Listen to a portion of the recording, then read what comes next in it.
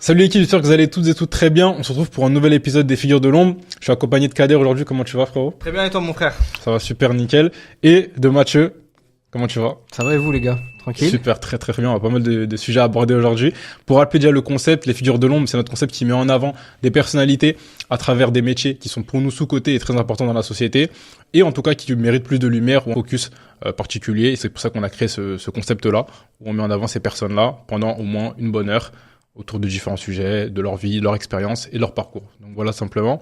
N'hésitez pas en tout cas à vous abonner à la chaîne pour les personnes qui tombent sur cette vidéo. N'hésitez pas à liker, nous faire des retours par rapport à tout ça. La chaîne ne fait que grandir. L'équipe, la famille aussi, donc ça fait plaisir. Ça fait plaisir. Et quel invité on a aujourd'hui? Ouais. On considère comme très important dans la société, déjà. En fait, quand on dit figure de l'ombre, et c'est même pas... quand on parle de personnes importantes dans la société, c'est pas forcément ce qu'on pense en premier, tu vois. Ouais, large. Et le divertissement, mine de rien, c'est important dans la vie des gens. C'est un exemple, Beaucoup hein, trop, mais ouais. mine de rien, quand on voit le panel des invités qu'on a eu pour l'instant, en vrai, 100% c'est du divertissement. Mais pour avec ça. des profils totalement différents. Mm. T'as du compte foot, t'as du community la manager, t'as de la mode. C'est fou, mais ça reste du divertissement. Et Agence c'est pas marketing. forcément... Ouais, et c'est mine de rien, c'est ce qui fait souffler les personnes, c'est ce qui leur fait potentiellement avoir des S'identifier, passions. tout, Exactement, s'identifier, avoir des passions. Mm. Donc c'est pas que forcément le travail, le sérieux Bien sûr, bien sûr. qui fait vivre une société, tu vois. Mm. Donc après, évidemment, il y a des choses plus importantes que d'autres. Entre guillemets, un médecin, on dira toujours que c'est plus valorisant. Mais pour nous, tu fais quelque chose d'important, tu vois. De vraiment. Plaisir. Mais du coup, qui es-tu, Mathieu, pour les gens qui te connaissent pas?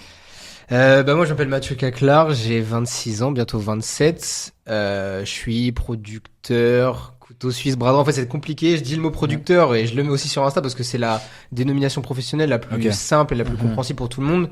Mais ma vraie valeur, c'est d'être un couteau suisse pour inox. Et donc, des fois, je vais écrire un concept. Des fois, je vais le produire. Des fois, je vais faire de la compta. Des fois, je vais être son grand frère. En Ouais. fait, ça englobe un peu tout.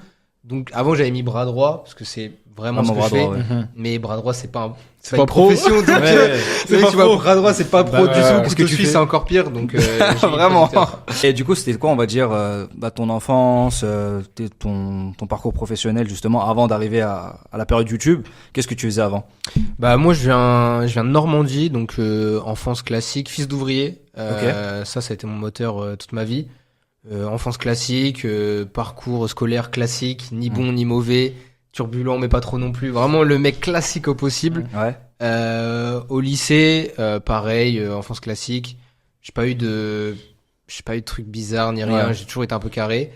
Et en fait, je savais pas forcément où aller. J'avais un endroit où j'étais bon, c'était l'économie. Ok. Je me suis dit bon bah vas-y, je vais en éco. Je suis en éco, j'étais bien. En fait, comme moi, mes parents, ils avaient pas non plus, classe moyenne, donc ni beaucoup d'argent ni pas assez, mais la classe qu'on regarde pas. Ouais. Donc pas assez d'argent pour me payer mon appart parce que j'étais assez loin de chez mes parents.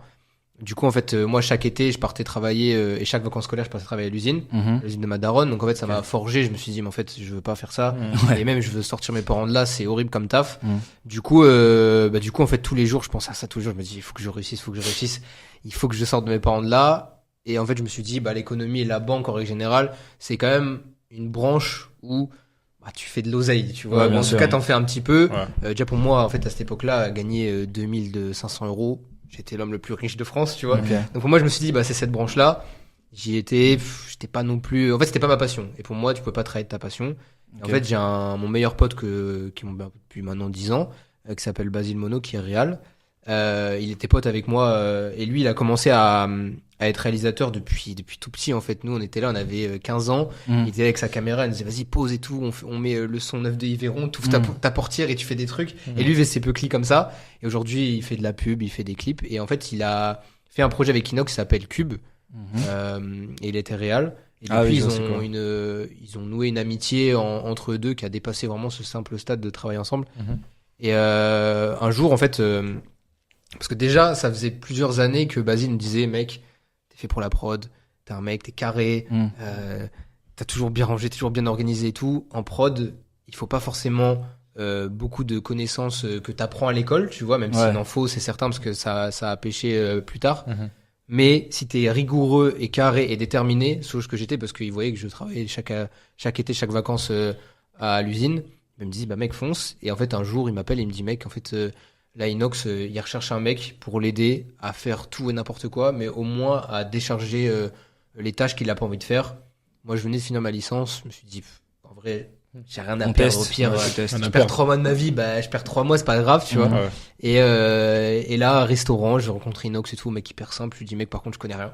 C'est-à-dire que moi, je regarde YouTube, je regarde Twitch, mais une caméra, la prod, je connais rien du tout. Je suis honnête avec lui. Je dis, par contre, moi, je bosse. Moi, je me tue à la tâche, je compte pas mes heures. Et 2 ans et demi après, je suis encore là, tu vois. Donc, bah, c'est que ça a marché. fité, c'est que ça a bien marché, et je sais qu'il est content de moi. Mais je voulais revenir sur un truc que tu avais dit, justement, tu avais dit, du coup, peut-être avant la rencontre, tu disais qu'on pouvait pas vivre de sa passion.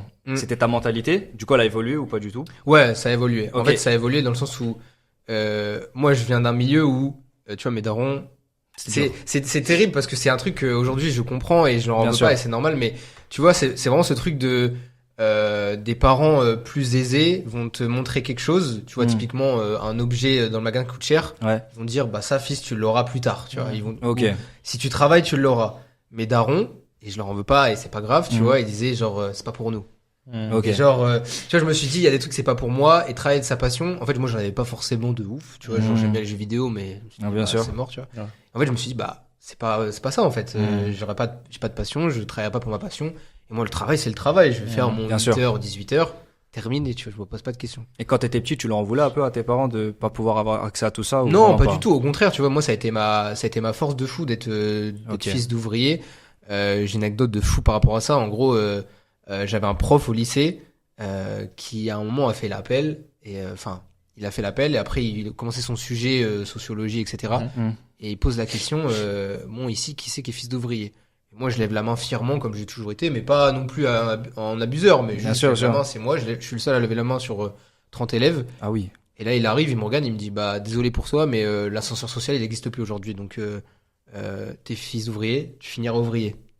Et j'étais en mode, mais c'est une dinguerie de dire à Un enfant, un un élève, ouais. enfant, à un gamin de 16 ans que tu vas finir ouvrier. Condamné, Et, quoi. en sachant qu'en plus, moi, je voyais mes darons, je voyais comment ils galéraient. Et il souffre ouais, physiquement et Et je les voyais rentrer des fois fatigués, etc. Sauf que eux, à l'inverse, ils avaient cette mentalité de regardez-nous comme on travaille, et bah faites l'inverse, travaillez à l'école et vous devenez genre plus grand que nous. tout. Et en fait, moi, ça, et je sais que ça aurait pu détruire des élèves, des gens, tu vois.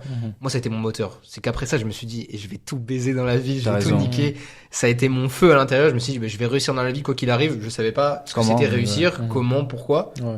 Mais ça a été mon moteur, ça m'a alimenté toute ma vie, ça m'alimente même encore toujours. Tous les matins, je me réveille, je me dis, il faut que je baisse tout, tu vois. T'as raison. Ouais, tu connaissais déjà la finalité. Parce que tu sais qu'il y a beaucoup d'enfants, ils sont frustrés du coup à cause de ça, par manque Ouais. de biens.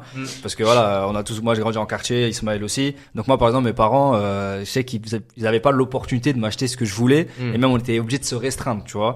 Donc c'est pour ça que je m'identifie à ce que tu dis. Et ouais, je trouve mais ça pareil. intéressant. J'ai ce truc-là de se restreindre et de, tu sais, les voyages, bah, Non, c'est pas pour nous, ouais. Nous, on va aller là, on y va une fois cet été, et puis c'est 2 semaines, parce qu'après, on peut pas plus, tu vois. Ouais. Mais au contraire, tu vois, moi, j'étais plus en mode, ben, j'en fais ma fierté, je suis fier de mes parents, je suis fier d'où je viens, et même encore aujourd'hui, tu vois, je travaille avec des gens qui viennent de familles Pas plus forcément. aisées, tu vois, et pas forcément différents de ma mentalité. Mhm. Et moi, je sais que ça fait mon moteur, ça fait ma force, ce truc de se dépasser et C'est ça. pas compter les heures, tu vois. J'ai vu mes darons rentrer à des heures pas possibles pour le Bien sûr, travail. c'est vrai. Tu peux Je pas pense te que je me plaindre, suis tu peux rien inspiré. faire après Ouais, c'est ça, je ça. me plains pas. C'est ce qui t'anime encore aujourd'hui pour savoir? Ouais, de fou. Des fois, je me dis, tu vois, je suis fatigué, je rentre à 23h, alors j'ai commencé à 8h, je me dis, mais ton daron, là, il commence seulement le travail et il est cariste. Vas-y, Ouais, je vois, c'est très... Arrête, tu vois, Bien toi, t'as écrit sur un PDF blanc. Hmm. Après, je dis pas, c'est dur et tout. J'ai Bien compris sûr, bien aussi sûr, bien que sûr. la charge, Mental, enfin, tout ça, même. la charge mentale et même le travail qui n'est pas physique, mais qui est plus intellectuel, je sais pas trop comment le dire, Ouais, tu ouais. vois,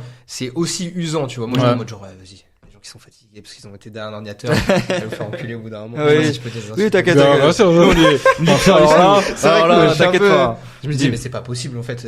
Comment tu peux être fatigué? Et je l'ai appris, j'ai pris en maturité ça, je me dis, ok, on peut être fatigué aussi comme Bien ça. sûr. Mais je me plains pas parce que je me dis, mais daron, même encore là, à cet âge-là, à 55, 56, on est en train de travailler, donc, c'est mon moteur. Ouais, c'est un équilibre. Hein. Je crois que c'est Mohamed Eni, il disait ça. Il avait fait, ça avait tourné de ouf sur Twitter, je crois, à l'époque. Et il avait dit que, bon, en vrai, je suis créateur de contenu. Bon, lui, c'était vraiment extrême. Ouais. C'était vraiment le côté, commencez pas à croire que les créateurs de contenu, ils se bougent le cul. Enfin, c'était pas cette forme-là, mais c'était vraiment en mode, on a une vie de rêve.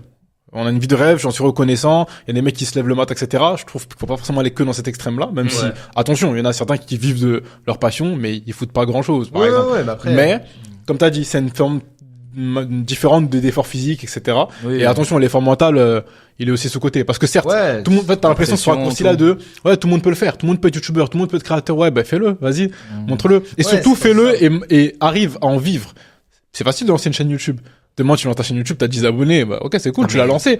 trop Mais est-ce que de t'as envie? trucs, Ouais, c'est ça ce que Parce je qu'il y dis. a une différence entre se te lancer, faire ce travail-là, ou le Mais faire c'est juste ce que- occasionnellement, etc. Il y avait une chose justement, même par rapport à YouTube, je crois, il y avait un truc en ce moment, même, je crois, Seb Lafrite, il disait, Seb plutôt, il disait que, justement, quand tu vis ta passion et tout, t'as pas le droit de te plaindre. À un moment, Ouais, Mister ouais, aussi ouais. l'avait dit, etc. Et ça avait beaucoup tourné, où justement, comme t'es créateur de contenu ou exposé, dans les backstage Ouais. comme truc, bah, on a l'impression que t'as pas le droit de parler. T'as pas le droit de te plaindre ou t'as déjà la chance de travailler pour Exact. un mec comme lui, tu vas pas te plaindre, frérot. Mais c'est pour ça que les gens, ils voient pas Et comme tu t'as vois dit, les pas, heures de travail. Et même en vrai, il y a un truc très simple, mais tu vois, je me suis lancé sur Twitch, mais de mon côté, genre vraiment juste moi, pas lié à Inox et tout. En fait, Ah, j'ai reçu une critique. Et je l'ai pris personnellement, j'ai coupé mon live. Ah ouais? Le mec il m'a dit la vidéo elle est trop nulle, ce que tu regardes c'est éclaté. J'ai dit bah, va te faire enculer, je me quitte mon live, tu vois. Et je me dis mais comment il y a des gens des fois ils peuvent se faire insulter gratos comme De ça, fou. ils passent au-dessus, tu vois. Ah Je me non, dis, mais c'est- c'est impossible. Et c'est pour ça des fois je respecte quand même. C'est ça, parce ce que t'as taf-là. raison, il y a tellement de barrières de niveau que les gens ne voient pas. Non, On voit juste pas le tous. créateur qui sourit devant la caméra, qui prend son argent. Ok, c'est, bah, frérot, fais-le, vas-y, Ouais, non, montre-nous, mais c'est simple. il y a tellement de choses. Même quand de toute façon, on va revenir justement à ton métier, on va dire, je sais même pas si on peut dire, il y a tellement de choses que tu fais, du coup. Mais, même sur Instagram, quand tu vas créditer tout le monde, quand tu mets une photo d'un tournage, bah, on voit que c'est un taf Exactement. qui est monstrueux. Ouais, non, il y a beaucoup Mais de du gens. coup, par rapport à ce que tu fais, comme tu l'as dit, couteau suisse, bras droit, comment tu définirais tout ça? Et surtout, bah, c'est quoi une journée type, on va dire, bah, dans ton quotidien? En fait, mes journées, elles sont plus, tu vois, genre il y a un jour, moi par exemple le mardi, c'est journée compta pour moi. C'est, je sais, je vais récupérer toutes les factures, tous les machins, je vais trier un peu. Je sais que là, la matinée du mardi, c'est la compta. Après, en fait, ça va dépendre du moment, tu vois. En ce moment, c'est beaucoup d'écriture parce qu'on a le temps, on voit à l'avance, un peu de post-prod, on surveille un peu la post-prod, tu vois. Mais ça va vraiment dépendre du moment. Quand on est, je prends l'exemple de la dernière grosse vidéo, les backrooms. Ouais. Genre les 2 semaines avant les backrooms, c'était que de la prod. C'est tous les jours, t'es en appel, tu regardes si ça Préparation. c'est bien fait, machin. Tu vas sur place, t'appelles les équipes. Là, c'est vraiment que de la prod. Quand c'est plus simple et quand t'es en période de, les gars, il faut qu'on trouve une nouvelle vidéo. Et Kinox nous dit, bah écoutez, vous pouvez écrire ça. Ou au contraire, il vient avec un truc en disant, moi j'ai écrit ça, qu'est-ce que vous en pensez? Est-ce qu'il faut écrire oui, non? Et sinon, on part en prod. Bah tu vois, en fait, ça dépend Bien sûr. vraiment de. C'est pour ça, en la fait, que période, t'as en dit fait. couteau suisse, puis derrière, c'est Ouais, le c'est mot, ça. hein. C'est le mot. C'est vraiment. C'est ce qui représente le mieux. Des fois, il me fait ça. Après, il me dit, ouais, là, je vais tourner une journée là. Tu peux me cadrer cette journée-là. Vas-y, c'est parti et ça cadre. Tu Ouais, vois. en plus, on va dire, c'est une fast life, un peu, parce que tu sais pas vraiment, en fonction de De ce quoi qu'il y a. demain est c'est fait. trop bien. Ça qui est ça trop qui est bien dans ce métier, incroyable, c'est que c'est pas, c'est jamais la même Pas chose. métro boulot dodo, si je peux me permettre. Ouais, non. routine. Pour le coup, c'est jamais la même chose. Il y a pas de routine. Mm. Mais c'est du coup, ça a son bon et son mauvais côté. C'est-à-dire que c'est tout le temps. Tu Ouais. vois, en fait, il y a pas de, Ouais, pas de ouais, pause. c'est Pas de ça, répit. c'est ça. En fait, t'as toujours un truc à faire. Moi, j'ai juste appris ça presque récemment. En fait, t'as tellement tout le temps du taf, plus ou moins de façon intensive, mais t'as tout le temps du taf. Donc, des fois, il faut juste savoir dire, je m'arrête pour aujourd'hui. Ok, Tu vois, genre en mode, Mm. bah, ça attendra demain, c'est pas grave. Tu vois, des fois, je reste jusqu'à minuit. Prioriser, ouais. Faut faire ça. En fait, Ouais. que je le fasse à minuit ou que je le fasse demain à 9h, ça change rien. Mm. Juste, il faut savoir mettre pause à des moments où il faut mettre pause. Ok. Ça va, t'aimes ce que tu fais à l'heure actuelle? Est-ce que tu peux dire que t'es passionné par ça ou pas? En vrai, vu qu'on m'a toujours dit, va dans ça, Mm. moi, je me suis dit, ouais, c'est pas pour moi. Et je fait, suis c'est dedans, une je me évidence. suis dit, putain, C'est- c'est vraiment chambé. Ouais, c'est Et une en vrai, évidence. je fais un métier aussi qui est à part dans le sens où je suis avec Inox, qui est un des top créateurs aujourd'hui, qui fait des projets de zinzin. ouais, non, c'est- L'Everest, même des projets comme les Backrooms, Backrooms, Zombies, 48 heures, ouais, 48 ouais. heures, enfin, tu vois, c'est des projets qui dépassent L'entendement. YouTube, on fait du divertissement, on fait un poil de cinéma, tu vois, Bien sûr. dans le storytelling Ah, c'est et vrai, le c'est vrai, scénario. Ouais, bien sûr. En fait, je peux pas me plaindre, tu vois, je me dis, des fois, je rentre tard, mais je me dis, mais mec, t'as vu ce que tu fais, c'est une folie, tu vois. Donc ouais, non, en vrai, je suis trop content de faire ce que je fais aujourd'hui. Et comment justement parce que tu faisais de la compta, je crois que t'es dans licence, c'est ça, économie. Ouais. Mais du coup, comment t'as fait pour, même si tu nous as dit un peu en off, mais comment t'as fait pour apprendre justement toutes les ficelles de ce métier, sachant que, bah, quand t'es arrivé, t'as déjà une obstacle, je connais rien. Donc, par quoi t'es passé, qu'est-ce que t'as fait? Exactement. En vrai, je me suis dit, en fait, quand je suis arrivé, j'étais tellement stressé d'arriver avec un mec. En fait, je suis arrivé juste après le Best Date Ever. Ouais. Le premier de la sirène. Ok. Ouais. Donc j'arrive au moment où Inox déjà il commence est au summum, ouais, tout le monde il- me dit mais faut que tu te mettes, enfin faut que tu taffes mec, toi t'es pas du tout au niveau. Et comme je disais, moi je viens pas de Paris, je viens de Normandie et fallait que je fasse les allers-retours tous les jours. C'est vrai, J'avais genre c'est vrai. 1h30, 1h40 de train matin et soir. Du coup en fait je travaille toute la journée et le matin et le soir je lisais des livres. Genre j'ai beaucoup lu le livre de Ludoc, pour apprendre à cadrer, etc. Ok. La prod, j'ai regardé des vidéos, j'ai lu des livres, et j'ai eu la chance aussi d'avoir beaucoup de gens autour de moi. Basile qui est réal, donc il m'a beaucoup aidé sur le cadrage. Des gens comme Thomas, comme Linda ou autres qui m'ont aidé à la prod. Et en vrai, c'est ce que je dis à tout le monde, c'est que Inox c'est la meilleure école. Enfin, Inox c'est la pire école dans le sens où les mecs est déjà au niveau de fou. Bien sûr. Et qu'il faut courir tout de suite parce que sinon t'es à la ramasse. Mais en même temps la meilleure école parce que t'apprends tout de suite au niveau. Donc quand il te dit, moi c'est ce qu'il m'a fait avec moi. Il m'a laissé 1 mois et demi pour apprendre, prendre mes marques, etc. Ouais. Et la première vidéo, il m'a laissé tout seul. Il m'a dit ça, tu produis de A à Z, c'est toi tout seul. C'est l'île déserte. En fait, il m'a testé. L'île déserte, non, j'abuse. L'île de la Réunion. C'est l'île de la Réunion. Il arrive, il m'a dit, mec, tu programmes mon voyage de A à Z. Moi, j'ai jamais voyagé ma vie. Je me suis dit, putain, j'ai jamais voyagé, je suis mort. J'ai jamais pris l'avion de ma vie. Baiser de A à Z. C'est dinguerie, en fait. Mec simple, tu dis, oh là là. Bah ouais, je me dis, mais comment on fait et tout. Et en fait, je me dis, on va chercher. Hop, je regarde des trucs. Et je tombe sur un mec qui s'appelle Mathis, là-bas, sur l'île de la Réunion, qui va devenir mon fixeur. Et qui va me dire, attends, vas-y, emmène-les là. Eux, ils connaissent pas parce que les sites de tourisme, ils leur disent tous d'aller ici, mais personne ne va ici parce que c'est pas connu et tout. Viens, je les emmène là. Et en fait, on a construit le truc à 2. Et il est revenu, je crois que ça a duré 5-6 jours, je crois. Il m'a dit, mec, c'est le meilleur voyage de ma vie. Quelle fierté, quel accomplissement. C'est bon, je peux rester du coup. Il m'a dit, c'est bon, on continue. Quel accomplissement. Donc il m'a jeté vraiment dans le grand bain. Il m'a dit, vas-y, mec, c'est toi de A à Z. Pas de pression, mais pression de fou quand même. Oui, tu l'as. C'est la phrase directement. Pas de pression, pas de pression, hein. Il y a ton job qui joue, quoi. Faut que ça soit bien, tu vois. Mais à côté de ça, c'était trop bien. Et même, il m'a accompagné de fou et ouais, ça se voit. Anecdote de fou sur ça. C'était trop bien, quand même. Mais c'est bien, en vrai, t'as eu le Real Madrid, en fait. Enfin, l'équipe quand oui, c'est ça, tu vois. Mais top niveau dès le début. Pression. T'es un jeune joueur, tu t'arrives, tu débutes au Real Madrid. C'est soit tu perfs direct, soit t'es au placard et t'y restes, ou tu sors tout de suite, en fait. Tu t'en vas et tu rentres jamais. Ça va vite chez lui. Ce milieu-là, et tout le monde le sait, enfin, tout le monde le sait. Du domaine. Tu vois, ce domaine-là, le plus dur, c'est d'y rentrer. Quand t'es dedans, et si t'es bon, techniquement, tu y restes, tu vois. Tu commences à te faire des contacts, etc. Tu te fais remarquer assez vite. Puis après, là, t'as bossé avec lui, t'étais sur ce projet-là. Ok, tu vas pas m'aider sur ce projet-là. Là, Inox, quand t'étais à l'Everest, j'ai cadré sur pas mal de projets à côté, parce que j'avais un peu plus de temps, et les gens savaient qui je suis, parce que, mais t'as fait ça, ok, t'es producteur de le CV, ça va vite après. Le CV, ça va très vite dans comme on se disait tout à l'heure, en fait, tout le monde se connaît un peu dans le milieu, donc c'est plus simple. Ok, et pour toi, est-ce que tout le monde peut faire ce métier ou pas du tout? En fait, beaucoup de gens idéalisent le métier, mais juste de l'influence en règle générale, tout est idéalisé, c'est hyper beau, c'est hyper, il y a plein de paillettes, etc. Et c'est le cas. En vrai, c'est un métier de fou. On vit des expériences de zinzin. Je me rappelle de l'Islande où je me disais, mais ça, mon métier, c'est de cadrer sur un glacier. Je me disais, mais c'est un truc de fou. Mais à côté de ça, en fait, il y a une pression qui est constante et un stress où si tu sais pas gérer ton stress et toute cette angoisse, le truc, en fait, tu meurs, en fait. Moi, je sais que il y a des moments où je me suis dit, mais c'est trop, tu vois, que tu dois gérer cette prod là, mais en même temps gérer ça à côté, et en fait, t'es tout seul, et il se passe ça. Si toi-même, t'es pas genre dans ta tête, équilibré, bien et tout, tu peux très vite sombrer, et il y a pas mal de personnes qui sont tombées en dépression dans ce milieu-là, qui ont réussi, qui ont guéri, etc. Mais tu peux très vite tourner dans le mauvais côté, parce que, en fait, tu vois ce que je disais tout à l'heure, de rentrer, à des heures, standard, peut-être 19-20 heures, et savoir dire, je m'arrête, tu vois. Et de pas aller jusqu'à 23 heures et continuer, puis en fait, tu repars à 8 heures et tu fais ça pendant 2 mois, et en fait, on va te dire juste un truc, tu vas craquer, tu vas péter les plombs. Non, c'est dur, c'est dur de scinder, mais surtout qu'en plus, c'est des métiers souvent où il y a une certaine confidentialité, tu peux pas partager beaucoup de choses. Tu peux pas, tu vois.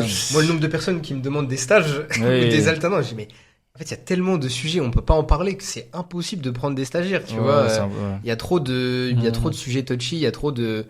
même le cercle, il y a plein de choses. En plus, ça revient à ce qu'elle disait, Célia, du coup, même par rapport à la charge mentale, où il y avait tellement un travail conséquent, tu vois, qu'elle limite, elle était à ça du burn-out, tu vois. Mais moi, j'ai sacrifié Et c'est pour ça que j'allais te poser la question. Comment t'as fait pour gérer ta charge mentale? Parce que... En vrai, j'ai mal fait. Ah ouais? Au début, j'ai vraiment mal fait.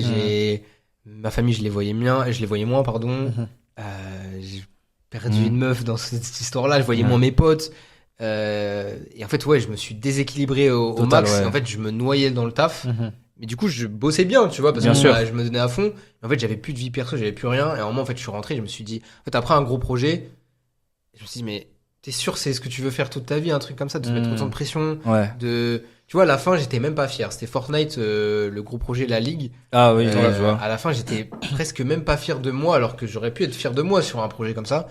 Et je me suis dit, je crois que mec, c'est trop. Tu vois, là, il faut apprendre à s'équilibrer, à être mieux. Et en fait, j'en ai parlé avec lui et tout de suite, il a compris. Il s'est dit, mais mec, en fait, oui, il fallait m'en parler. Oui, Ouais, bien il sûr, pensait que tout allait bien. Il pensait que moi, c'était ma cadence à moi de courir tout le temps et de rentrer à 23h minuit. Je me dis, mec, maintenant, rééquilibre-toi, fais plus de sport, fais plus de trucs.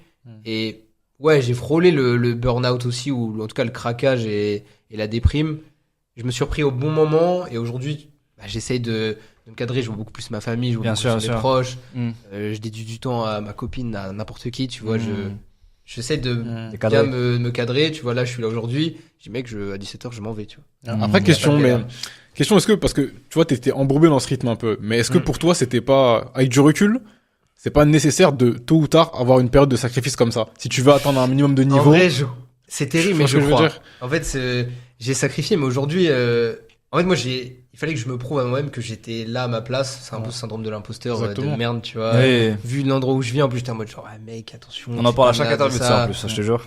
C'est le classique, tu vois. Et du coup, je me suis moi-même prouvé, et c'est où je me trompe aussi, c'est que sur chaque projet, je voulais prouver que j'étais à ma place et que je faisais mon taf bien et que je méritais d'être ici, alors que, en fait, c'était déjà le cas depuis un an presque, tu vois. Je méritais ma place, ou en tout cas, je vois.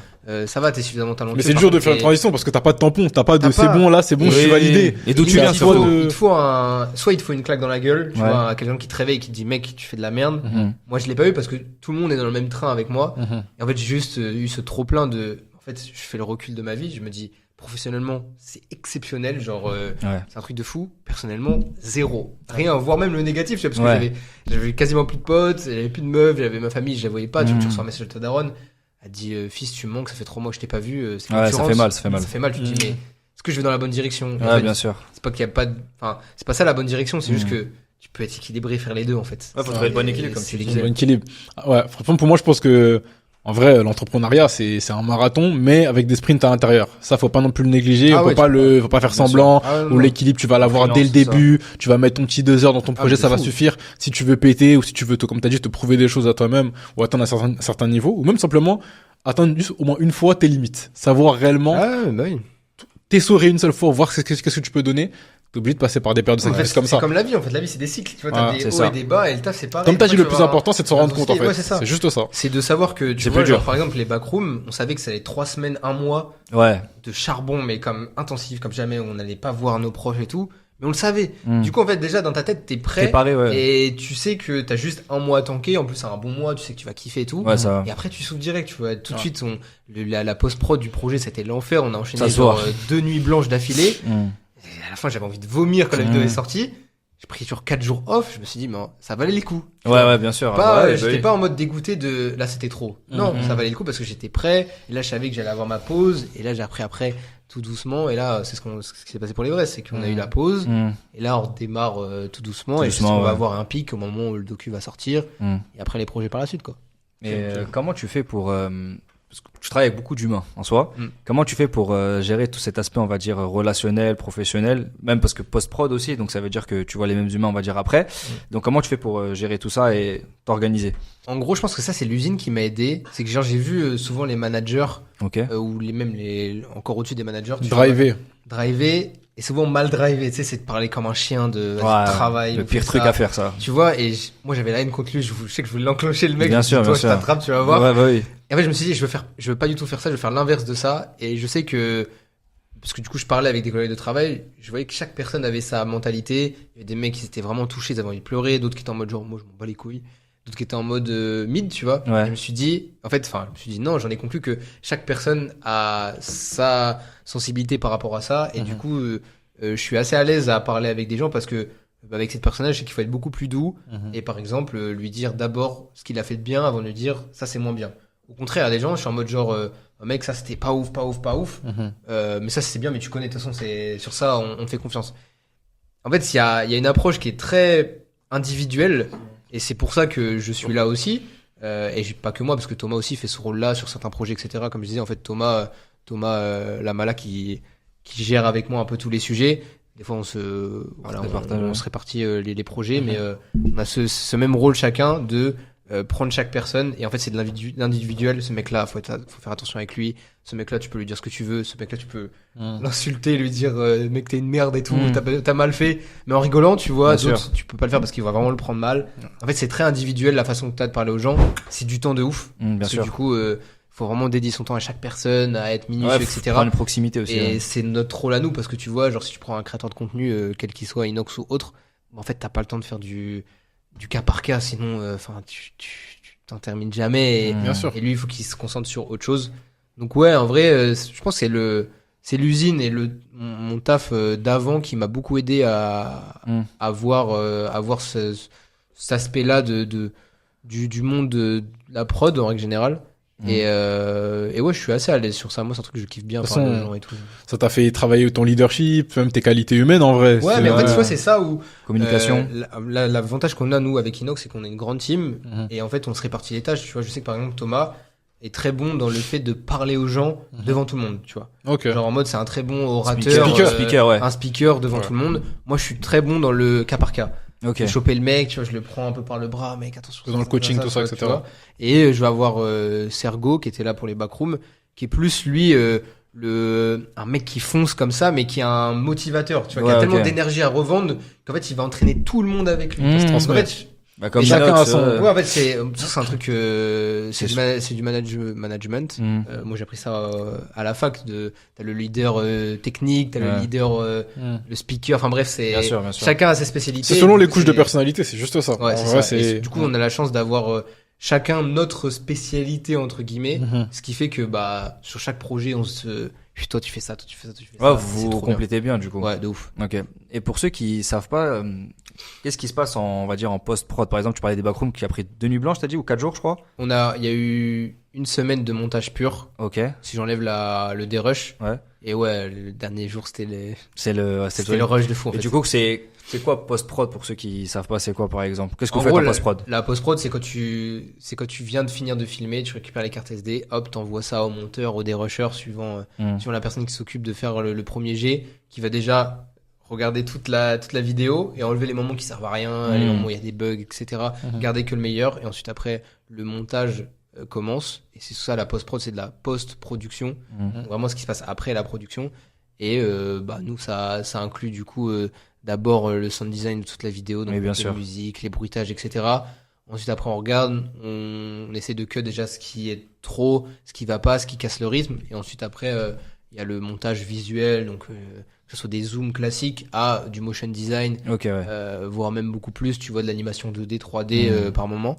Et ensuite après il y a le passage au mixage son, où là t'as un mixeur qui gère le son de chaque voix, des musiques pour bien lier. Et après nous on bosse beaucoup avec des étalonneurs qui du coup parce qu'on filme en log, qui est l'équivalent d'en fait de filmer en neutre, il y a pas trop de couleurs, et en fait après tu peux mieux ajuster, t'as plus de précision, les couleurs, t'as beaucoup plus de précision, t'as jamais de plans qui sont surexposés en light, etc. Plus simple. Donc il y a vraiment, il faut être hyper carré sur la post-prod, parce que tu sais que t'as 4 jours de dérush, ensuite tu reçois le dérush, le monteur il a 4 jours, parce qu'ensuite il faut 1 jour pour le mixage, 1 jour d'étalonnage, et ensuite la vidéo elle est postée. Donc en fait nous il fallait que on fasse des fois les deux en même temps. C'est millimétré. Ouais, c'est le très mixage carré. En fait ils pouvaient pas le faire parce que on n'avait pas le temps, donc ça dit tant pis on mixe nous-mêmes, tu vois. On recommence à zéro, on mixe nous-mêmes. Mon Dieu. Vous êtes combien à peu près sur tout ça là? On va dire sur de la post-prod en vrai ça dépend des projets, tu vois, mais souvent un dérusher, un monteur, mixeur, étalonneur. Après les étalonneurs souvent ils sont 2-3, tu vois, mais on va inclure un groupe, 4. Et après, motion designer, animateur 2D, 3D, en vrai, 6 ou 7 à peu près. Par projet. C'est pas juste du première peau, quoi. Ni du CapCut. Ni du CapCut. Après, c'est parce que le type de vidéo. Ouais, oui, bien sûr. Ça dépend. Le nécessite. Ça dépend. Bien sûr. On va passer du coup à un nouveau chapitre de ta vie. Donc, ta rencontre avec Inoxtag. Donc, pour résumer, c'est un de tes amis qui t'a plug avec. Ouais. Du coup, t'es allé au resto, tu l'as rencontré. Avant de le rencontrer, c'était quoi tes a priori peut-être? Et quand tu l'as rencontré, du coup, que tu as pu parler avec lui, qu'est-ce que tu en penses pour l'instant? Moi, je le connaissais pas trop quand Ok. En fait, quand Basile m'a appelé pour dire machin Inox il te veut, je le connaissais pas trop. Moi, j'avais juste vu, j'avais découvert aux Z-Event. Ok. Donc au moment de la sirène et tout, bon, controversé le passage, mais je l'avais découvert là, son énergie et tout. Je me dis putain, un bon gars et tout. Pour moi, c'était vraiment le truc de Inox Michou, les petits jeunes qui jouent à Fortnite. Ouais. C'était pas trop mon délire, tu Image vois. classique. Ouais, image classique. Classique Et au final, de là, fou. je me suis Les dit- Kikou. Oui, voilà, voilà. c'est ça, un peu, C'est ça, tu c'est vois. ça. Non, mais t'as raison. Et je me suis dit putain, un vrai bon gars, bonne énergie et tout. Et j'adorais son Sa Son panache. énergie. Ouais, son énergie, Elle est tu vois. transmissible. Et du coup, ouais, j'ai découvert moi vraiment sur le Best Date Ever. Ok. Et là, je me suis dit, putain, bon, déjà, moi, il nous a tous mis à l'amende. Je me suis dit, espèce d'enculé, comment on fait pour date une meuf après toi? Tu Oui, nous c'est mets un vrai. truc comme ça, En comment plus, il on a fait, mis la tu barre vois? très très très haut. Bah oui. Et au final, ouais, j'ai été, mais pas trop d'a priori, parce que moi, je suis un peu, je suis pas fan des gens. Ouais, Tu bien vois, sûr. j'ai pas trop de gens Pareil. pour qui, tu vois, je vais être en mode, je vais prendre une photo avec toi. Ouais, Moi, pareil. j'étais en mode, je vois un mec classique, du coup. C'est ça, je suis arrivé, je suis dans le même cas. j'étais tranquille, et en fait, lui est encore plus tranquille. C'est Mm. que genre, il va pas te prendre de haut, et même un mec hyper connu, tu vois, il rencontre Benzema, lui, c'est comme s'il rencontrait le joueur du coin, tu vois, il s'en bat les couilles. Ouais, bien Et sûr. du coup, en fait, ça avait vraiment une relation genre purement humaine de un mec qui rencontre un autre mec. Mm. Là, c'était lié au taf, tu vois, mais beaucoup de blabla autour de ma vie, de où est-ce que je viens et tout. Et en vrai, non, ça s'est fait naturellement. Et tout de suite, je me suis dit, ah putain, bon gars. Ok. Tout de suite, c'était le truc de bon gars, il a posé des questions, etc. Et ça a tout de suite fité. Ouais, t'as envie de bosser avec lui, tu vois. Ouais, direct, le feeling ouais. est bien passé. C'est ce Ouais, qui a le direct, plus, ouais. ce qui a le plus matché entre vous d'ailleurs, du coup, le feeling, c'est ça? Ouais, le feeling a bien passé parce que bah, forcément, il faut faire. Bah, il a fait aussi confiance à Basile. Mhm. Parce que bah forcément, j'ai pas Ouais, de. logique. J'ai rien, j'ai T'as pas pas de de CV, compétences, t'as etc. rien, ouais. Donc il dit bon, je te fais confiance, je fais confiance à ton gars et tout. Il a fallu que je prouve dans mon énergie de travail. Mm. Donc ça a d'abord été du pro, Mhm. où on s'entendait bien, mais professionnellement parlant. Et ensuite après, c'est créé une amitié. Et c'est aussi pour ça que lui et moi ça marche. C'est que ça a d'abord été du pro et ensuite du perso. Mhm. Souvent Ouais, le meilleur l'inverse, match. C'est dur. C'est C'est dur, très, très tu vois, dur. parce que dès qu'il y a de l'argent Pour qui se témoigner. mélange, c'est compliqué. Je suis d'accord. Alors que là, en fait, c'était classique, tu vois. C'est juste, Mm. c'est mon boss. Mm. Après, c'est devenu mon pote. À Et force moi, de je fais bosser. très bien la part des choses de quand c'est Inoxtag qui me parle, je sais faire la différence et qui me dit fais ça, je Tu le fais. et il y a pas de ah mais attends, t'es Mm. pas ouf ou quoi. Quand c'est Inès qui me parle, et bah là, je peux boire une bière avec lui dans un bar et si je lui mets une claque derrière la tête, je me dis pas je crois Ouais, qu'il c'est va ton me virer, en patron, fait, pour ça. ouais. Tu vois. Mais Je me dis pas ce genre de choses. c'est la question parce que comment c'est on va dire de bosser avec lui professionnellement parlant parce que ce mec là c'est une pile déjà de 1 Ouais. et il est hyper créatif je pense ça se voit. Du coup comment t'arrives à pas driver mais gérer ça comment on gère le cas Canaliser Inox, son entre guillemets. énergie. Ouais, même. en fait, Inox, comme on le dit tout le temps, Inox c'est un mec qui est en perpétuel marathon, mais genre bien plus que tout le monde. Ouais large. Et avec Mais- lui, c'est soit tu cours avec lui, soit tu t'es tombé sur le bas-côté, mais en fait, lui, il va regarder à côté de lui, mais pas derrière lui. Ok. Donc vraiment, il faut toujours courir. Après, les gens le voient sur la vidéo en mode hyper énergique. Mhm. Pas tout le temps comme ça, déjà Bien de base. sûr. Il y a des moments où il est beaucoup plus calme. J'espère bien. Et juste, en fait, ce qui a bien matché aussi, c'est que moi, je suis quelqu'un de... Bah, en fait, c'est aussi pour ça que j'étais là, c'est que carré, etc., mais aussi un peu mature. Et c'est ça qu'en plus, je l'aidais à alcaniser, tu vois, genre, sur les relations humaines, apparemment, tu vois, t'arrives, tu dis bonjour à chaque personne comme si tu connaissais la personne, tu Ok. vois. C'est hyper important, et c'est important même dans la vie, de De ouf. s'intéresser aux gens. Bien Tu sûr. vois, de montrer de l'intérêt aux gens, tout de suite, les gens, ils vont se tuer pour toi. Tu vas voir chaque personne à ton âge, et tu lui dis bonjour, tu le salues et tout, tu lui dis comment ça va, et tu te souviens de son prénom, c'est hyper important. Mm. Parce que la personne, tu la revois genre un mois plus tard, et tu lui dis salut, et tu dis son Ouais, prénom, ça fait quelque le mec chose. il va dire wesh, comment il se souvient de moi. C'est vrai. Et là tout de suite, t'as quelque chose d'autre. Donc ça a tout été ces notions-là que je lui ai apprises et tout. Donc en fait, tout de suite, ça a fité, il m'a vu, comme je disais tout à l'heure, un peu comme son grand Grand frère frère. par moment. Et ouais, c'est la relation, c'est un peu basé sur ça, sur Mathieu, tu penses que là, stopper là, on va la Mm. faire et tout. Qu'est-ce que, éthiquement parlant, tu penses que c'est bien? Ouais, non, machin. Et en fait, il s'est beaucoup redirigé vers moi sur pas mal de sujets. Et au final, en fait, il y a vraiment une vraie relation de confiance qui s'est créée entre lui et moi. Et au final, souvent, il me regardait quand il y avait un live ou même un live ou autre, des vidéos il me regardait, il me disait c'est bon, ça va niveau énergie. Tu vois, le live, par exemple, je suis toujours à son oreille. Quand c'est trop, je lui dis mec, calme-toi. Et une fois que c'est vraiment trop, je l'insulte. Je dis, tu fermes ta gueule un peu, tu vois. Mm. Et là, il se calme. Et en vrai, il y a une vraie différence entre lui d'il y a 2 ans, par exemple, et lui aujourd'hui, où il s'est canalisé. De ouf. Il y a le projet de l'Everest qui l'a pas mal aidé. Mais il a aussi grandi, parce qu'un mec de 19 ans, de toute façon, t'es full Ouais, d'énergie, non, tu mais fais un c'est peu normal. n'importe. Ça, faut s'en Et Et, il vit sa euh, passion aussi. Il faut vit de pas sa l'oublier. passion. Donc en vrai, voilà, il y a l'euphorie du moment, il y a l'euphorie de plein de choses, mais on l'a tous, moi, comme Thomas, comme Basile, comme tous les gens de l'équipe, tu vois, mis notre grain à ça pour faire de lui, genre, l'humain parfait, tu vois, c'est Ouais, ce qu'on bien essaie de sûr, faire, bien tu vois, sûr, le mec bien sûr. parfait il est carré avec les équipes, il est carré dans le taf, il est carré dans ci, il est carré dans ça. Et c'est l'avantage qu'il a, c'est qu'en fait, tout le monde peut l'aider, il est hyper bien entouré. Il y a plein de gens pour le conseiller qui sont genre. Ouais, pas d'ego. Il y a pas d'ego, comprend ouais, c'est tout. ça. En plus, Ouais. beaucoup. Nous, on peut lui dire, tu vois, par exemple, s'il y a un projet, c'est de la merde, moi, je peux lui dire, frérot, c'est nul à chier ton truc. Il va pas me dire, mais t'es qui toi? Ouais, T'as fait ouais. ça, toi? Et il va rien me dire, il va me Mm. dire, ah ouais, c'est nul et tout. Je dis, ouais, ça va pas. Il dit, ah, vas-y, est-ce que tu penses qu'on peut changer en faisant ça? Ouais, vas-y, go. Et inversement, tu vois, des fois, moi, Bien c'est sûr, des projets, bien et là, sûr. il me dit, frérot, c'est trop nul. Moi, je suis pas en mode en mode, ah, pourquoi c'est nul? Ah, ça va pas. En fait, il y a ce truc de, on est tous égaux. Lui, ok, c'est le créateur de contenu, mais, tu vois, le dernier survivant, il l'a dit, genre, c'est un projet qui vient de moi, c'est un truc que j'ai écrit moi-même, et je lui dis, mec, viens, on le fait celui-là, je suis sûr que ça va marcher. Il m'a dit, mec, je te fais confiance, vas-y, go. Je me dis, mais la folie, tu vois, un créateur de contenu de son niveau, il me fait confiance à moi qui, créativement parlant, j'ai pas fait de Ouais, taf ça par dépasse rapport le à monde ça. professionnel. C'est. En fait, fait, juste, il y a une relation de confiance trop de qu'il donne aux loyauté. gens, où il dit, vas-y, mec, je te fais confiance. C'est l'humain, hein, c'est avant tout. Tu vois, on parle souvent de vision, d'entente, de communication, de beaucoup de choses, mais je pense que la première base de ça, c'est l'amour, c'est l'entente, tu vois, c'est c'est ça. l'humain, en vrai, tu vois. Il a À partir du moment l'instinct où t'as de ça- voir les gens et de se dire, ok, lui, ça va matcher, lui, au contraire, ça matche pas. Et Mathieu, je le sens pas. Est-ce qu'on peut arrêter, s'il te plaît? Et j'arrête, tu vois. Il a vraiment ce truc, lui, de reconnaître la flamme chez des Ouais, gens. ouais. Instinctif. Tu vois, il a ce truc. Mm. Il sait des fois que ça va se faire, des fois ça va pas se faire. Lui, ça va matcher, lui, ça va pas matcher. Et sur ça, je fais confiance en mode genre, ok, c'est reparti. Le Ouais. gourou est de retour. Ouais. Il a ce move-là, il le sait. C'est aussi, je pense que, tu vois, il y a beaucoup de chance dans ce truc de percer, on va dire. Mais il y a un truc aussi qui est pas anodin sur pas mal de gens. se voit, tu vois, ouais, où ça se voit. Et lui, je sais qu'il a ce truc-là, tu vois. Et Tu surtout sais quand qu'il c'est pas une fois. Une fois, c'est la chance. Ouais, ouais. 2 fois, bon, ça commence à faire Voilà. beaucoup. 3 fois. Il y a un truc, ça Voilà. se voit en fait. il y a Moi beaucoup de je le chance. vois, moi je sais que je le vois quand je tourne avec lui, quand j'aime la caméra, je me dis, il est fait pour ça ce mec. Ouais. J'allume la caméra, je sens l'énergie qui dégage, je me dis, lui c'est ça en fait, c'est sûr. Ça fait plaisir. Hein. Ouais, il c'est est beau. trop cool. C'est beau. Bon, c'est beau. En plus, la prochaine question, c'était comment tu allais définir, comment tu définis ta relation avec Inox. Mais là, t'as tellement bien Le résumé. en large. Hein. C'est le Ouais, frérot, vraiment, hein. c'est En vrai, vraiment le frérot, c'est de le ouf. boss. Ouais. Ok, bah on va parler un peu des vidéos directement. On va dire de tes projets.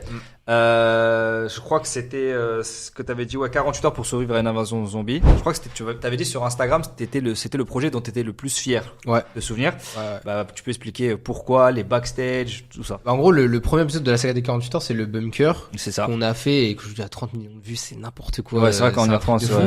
Et on était très fiers de ce projet-là, mais on s'était dit, tu vois, c'est simplement un bunker. Bon, au final, c'est du très classique, même si la mécanique est un peu différente et Ouais. intéressante, et surtout, c'était jamais vu à l'époque. En fait, ouais, ça vient d'un truc avec Inox où, c'est d'un délire de tu pars avec tes potes et, putain, imagine, on se fait courser par des zombies et tout. Après, je lui dis, mec, pourquoi on le fait pas, en fait? Il me dit, ah, mec, machin, vas-y, viens, on le fait. Mais, tu sais, comme ça. Oui. Moi, je dis, mais non, mais viens, on essaye de le faire. Et ça a vraiment, on a creusé, on a cherché IOP, ça a été compliqué, etc. On a écrit le truc. Et en fait, arrivé le jour même, et de voir le lieu, et de voir les zombies, et quand on a vu genre la 50aine de zombies maquillés, je me suis dit, mais Oh, ouais, c'est c'est un un truc de fou, truc tu de vois. fou, ça. Genre, tu te souviens du moment où t'as eu la discussion Ouais. dans la Je vois ce que voiture. tu veux dire. En fait, ta théorie, boum, c'est Bah là. oui, tu sais, la petite discussion entre potes, en plus, vraiment, on allait au restaurant tous les deux Ouais. et tout, à l'Indien, c'est classique, tu Tu vois. vois, les il y a rien anecdotes de film, ça. C'est des trucs. Et vraiment, t'arrives, on y est. Tu vois, on se regarde avec un peu de fierté en disant, ça y est, c'est le moment, on C'est va bon. kiffer. Et il y a eu ça, et en fait, il y a le tournage qui est pour moi un des tournages les plus, je pense que c'est le tournage le plus fou de ma vie où moi j'ai oublié le tournage. Des moments, je me dis, c'était tellement réel Oui, bah oui. que. T'étais dedans en plus. En fait, ouais, il y a un moment où, ça on le voit pas parce qu'il y a le montage, etc. Mais, à un moment, je prends même pas la cam, je me cache. Et je me fais, j'avais mon téléphone sur moi et je vois un mec de la prod arriver, il me dit, tu joues à quoi, toi? Il dit, les zombies sont briefés pour pas t'attaquer. Prends la caméra et filme. Et moi, j'avais tellement eu peur. Moi, j'ai arrêté de cadrer, j'avais tellement peur du moment parce que c'était tellement réel. Oui. J'ai vraiment l'impression de me faire attaquer pour de vrai. Et en fait, c'est aussi ça, ce que les gens, ils ont kiffé, c'est que l'immersion du projet, De fou. où nous, on s'était dit, le postulat de base, c'est, moi, je suis cadreur. Je suis, bon, je joue un peu dedans, mais pas vraiment. Mais moi, mon truc, c'était c'est Cadrer. comme si la personne qui regarde la vidéo, elle faisait partie du groupe. Genre, C'est ça. je cadrais, et tu vois, je cadrais genre là. Je Ouais. mettais ma caméra au niveau des yeux, Ouais, comme en ça, mode genre, pauvre. t'as l'impression de Ouais. vivre à travers Ouais. nos yeux. Et jouer ce truc à l'inside où tu te fais courser, bah, la caméra elle bouge, t'es là, t'es dedans et tout. T'as la respiration, des fois tu vois rien parce que, en fait, j'ai pas de light. Et c'est assumé, t'as pas de light, c'est comme ça, tu vois. Ouais, bien sûr. Et ouais, le projet, c'était trop bien. Les retours des gens étaient enfin, c'était un truc de fou. Ouais, c'est ça. et, 48 heures, je m'en rends pas compte. Hein. Ouais, c'est beaucoup. Ouais, non, c'est un sacré tournage en plus. Montage pareil, c'était l'enfer. Après, quand on a vu les retours des gens, on s'est dit, mais en fait, c'est pour ça aussi qu'on fait ça. C'est que nous, on a kiffé. Fallait aussi voir que, fallait que déjà, on assure en post-prod. Et Aki et Ron avaient fait un taf de fou sur le montage. Et après, on a vu les retours et les retours en mode genre, mais les gars, c'est un truc de fou ce que vous avez fait. Là. C'est pour ça, en fait, qu'on fait ce genre de projet. Mais comment vous faites pour gérer autant d'happening dans une vidéo? Par exemple, je pense à des Squeezie qui font des petits derrière la porte et tout. Et comme je me dis là, c'est niveau prod, c'est monstrueux. Donc comment tu fais pour gérer tout ça? Bah, en fait, le 48 heures, c'est vraiment un projet à part parce que c'est sur 48 heures. Donc en fait, il faut qu'il y ait un roulement de prod. Donc en fait, quand on prend une prod exé, et là, c'est Motaiba sur les projets comme ça. Et ben en fait, ça fait du 7h, 7h, c'est que pendant 7 heures, il y a une équipe, pendant 7 heures, il y a une équipe. J'ai capté. Et là, ça enchaîne, c'est obligé. En fait, ça enchaîne. C'est obligé. En fait, nous, on a un scénario, tu vois, par exemple, les backrooms, parce que Zombie, c'était un peu moins et c'était un peu différent. Mais les backrooms, il y avait 25 pages, un PDF de 25 pages, chapitré, avec, à ce moment-là, faire rentrer ça. Oui, à ce moment-là, l'ordinateur, il écrit un truc à ce moment-là, ça. Et du coup, bah, tu suis la ligne éditoriale, la trame, et après, ça se passe, tu vois. Mais c'est ça la beauté. Moi, je l'ai pas trop vu parce que je suis souvent à l'inside, à l'intérieur. Du coup, je vois pas trop, même si je suis à l'oreillette, j'entends un peu. Mais tu sais, il se passe plein de trucs de merde. Ils ont fait quelque chose qui était pas prévu. Comment on fait? Ok, on réécrit tout. Tu vois, Zombie, c'est ce qui s'est passé. Dès le départ, ils ont fait un truc qui était pas du tout prévu. Ça a niqué tout le scénario après. Donc en vrai, au bout de 3 heures, ils arrivent, ils ont déchiré le PDF, ils ont dit on prend à 0. Et là, ils ont tout réécrit comme ça pendant le truc. Pendant le tournage, en fait, tout était réécrit et tout. Et après, ils ont repris un peu mais c'est incroyable. Quelle anecdote de fou. Et ouais, tout a été réécrit sur le set. Ils ont pris, comme je disais, un peu quand même, les éléments marquants de ce qu'on avait écrit, mais la fin, tu vois, c'était pas la même que du prix qui était prévu. Et c'est la beauté du projet, c'est bien, ça demande de l'adaptabilité. Ah ouais, mais de fou, c'est qu'en prod, c'est exceptionnel parce que du coup, faut être créatif même pendant que tu produis. Et moi, je suis là en mode genre, je connais le scénario parce que du coup, j'ai écrit le truc et tout, je sais ce qui se passe. Mais même moi, j'ai des surprises par moment de la prod. Je me dis, c'est pas prévu ça. Je sens qu'il y a un truc qui va pas. Et je suis là en mode genre, mec, c'est bizarre. Au début, c'était, tu vois, par exemple, Zombie. C'est aussi le problème qu'on a eu, c'est que moi, j'étais pas équipé d'une oreillette. Ah, d'accord. Et du coup, en fait, moi, je savais pas ce qui se passait. Là, je savais pas qu'il y avait des zombies qui arrivaient là. C'est pour ça que j'ai eu un peu peur, tu vois. Et pour les projets d'après, moi, j'avais toujours quelqu'un qui me disait, attention, il arrive à telle fenêtre là. Comme ça, en fait, moi, je dis, au fait, au-delà de moi, et juste mon truc perso, c'est que c'est pour la vidéo, c'est bien si tout de suite je suis à l'affût, je suis au bon endroit au bon moment. Je sais qu'à ce moment-là, il va arriver, donc j'ai le cadrage. Le tracteur, carrément, dans ce genre de trucs. Hein. En fait, ouais, c'est le truc un peu. Maintenant, ça va, ma place, elle est mieux placée et tout. Enfin, je sais où, en tout cas, où aller, mais dans le Zombie, tu vois, c'était la première fois qu'on faisait ça. Moi, je savais pas trop si, du coup, j'étais un peu créateur. C'est ce que je disais, comment je jouais le truc. C'est ambigu un peu, la position. Après, c'est Inox qui m'a assumé direct, qui m'a dit, écoutez, là, il y a Mathieu, machin, vous le connaissez. Là, il est cadreur, par contre, il joue dans le jeu, c'est-à-dire qu'il peut mourir comme nous, au final, et c'est le cas, parce que je suis mort dans l'aventure. C'est ça. Qui n'était même pas prévu, finalement, parce que normalement, je devais survivre jusqu'à la fin. On m'a fait mourir parce que c'était le jeu. En fait, du coup, c'est ça, je suis un joueur dedans, sauf qu'en fait, moi, mon rôle, c'est pas de parler non plus de ouf. Et si je parle, c'est à des moments, c'est que c'est opportun. Et dans un projet comme ça, qu'est-ce qui prend le plus de temps? Par exemple, Backroom, je crois que ça t'a pris 10 mois pour écrire, de souvenir. Mais dans ce genre de projet, qu'est-ce qui prend plus de temps? Est-ce que c'est plus l'écriture ou la réalisation? Bah, en fait, ça dépend de l'ampleur du projet. Ouais. Tu vois, le Zombie, en fait, Zombie, c'est classique. Tu vois, Zombie, tout le monde a vu un film de zombie. Tu sais ce qui marche. Tout le monde a joué à Call of. Hein. Tu vois, tu sais ce qui marche. Tu sais que être dans le noir, t'as des zombies qui arrivent, c'est trop bien. Se faire attaquer la maison, c'est trop bien. Backroom, c'est quelque chose qui n'existait pas. Donc en fait, on s'est dit, mais où est-ce qu'on va? Qu'est-ce qu'on fait? Au début, on partait sur un truc très mythologique, un peu même le mythe du Graal, tu vois, même presque religieux par moment.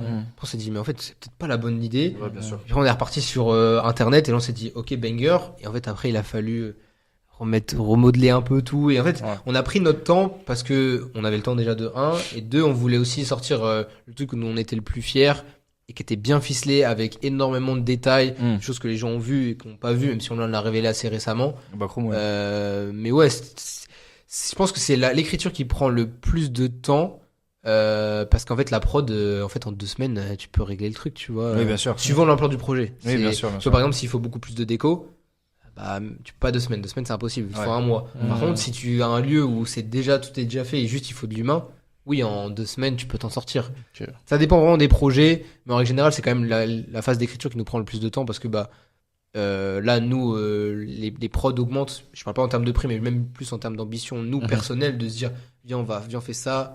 Pas forcément plus haut, parce que c'est pas le bon truc, mais différent et mieux. Différent, et du coup, ça demande plus de temps de réflexion. On se dit attention, là, ça, on peut pas le faire, ça a déjà été fait là, machin. Selon ton expérience, c'est quoi pour toi le plus important? C'est l'écriture ou c'est en vrai la production? Ce qui donne la magie un peu à la vidéo ou au rendu final. En vrai, l'un va pas sans l'autre. Ouais, c'est ça. Ah, je suis d'accord. Mais, tu vois, je sais que sur le concept des 48 heures et surtout sur le dernier survivant, les backrooms, c'est l'écriture qui a fait la viralité de la vidéo.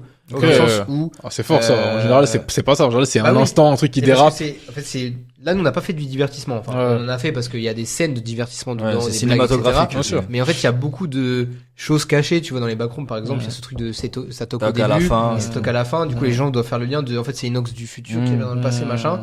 Et on laisse énormément de détails aux gens, des zones de flou où nous, on connaît la vérité, mais on laisse les gens résoudre le problème. C'est ça. Et du coup, en fait, ça crée de l'engagement auprès de la communauté. Les gens sont là en mode genre, j'ai remarqué à 48 théorie. minutes que là, en fait, il y avait des cookies. Et là, en fait, je crois que c'est des cookies d'internet, machin. Ok, c'est ça. Du coup, après, c'est ça. Et les gens, en fait, bah, ils en parlent de plus en plus. Ça fait des TikTok. TikTok fait du référencement. Ça revient les gens sur la vidéo. Les gens disent, wesh, c'est quoi cette vidéo-là où les gens font des théories de zinzin, qui sait quel tueur et tout. Et en fait, du coup, ça permet à la vidéo d'être nourrie sur la longueur. Tu vois, même encore aujourd'hui, il y a des gens, ils ont pas la réponse à qui est le tueur de la vidéo du dernier survivant. Donc, l'écriture, ouais, fait la vidéo, mais en même temps, si le cadrage était pas bon et la prod était pas bonne, bah, ça. L'un sans l'autre. Mais Non, ça, c'est même dans d'autres domaines, ce que tu viens de dire, le côté où t'as quand on appelle ça, tu vas avoir l'idée.